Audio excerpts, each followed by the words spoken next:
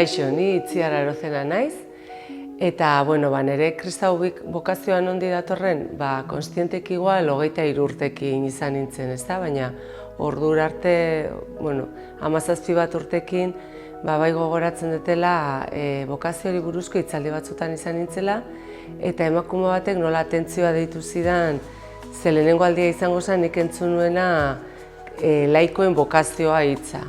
Eta orduan nik pentsatu nahi, nik emakume hone bezala, bizitza normalean jarraitu nahi dut, nire lana izan, familia bat, eta han jarraitu nahi nire parrokiko gazte taldeetan, astealdiko taldeare sortu gendun, gongonpaia, herriko kulturekintzatan da parte hartzen gendun, dantzaltaldean egon, umentzako udalekoak antolatzen genitun, jolasak, eta oso ondo ez.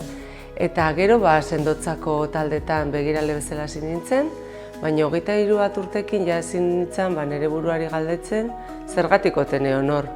Eta gazte Paskoa batera jo nintzen. Han, esan behar dut oso esperientzia indartsua izan zela niretzat, ezta? Eta gaubelan, Pasko gaubelan, sentitu nuen nola zerbait oso fuertea, ez dakit nola saldu, baina maite mintzen zenean bezala, ezta?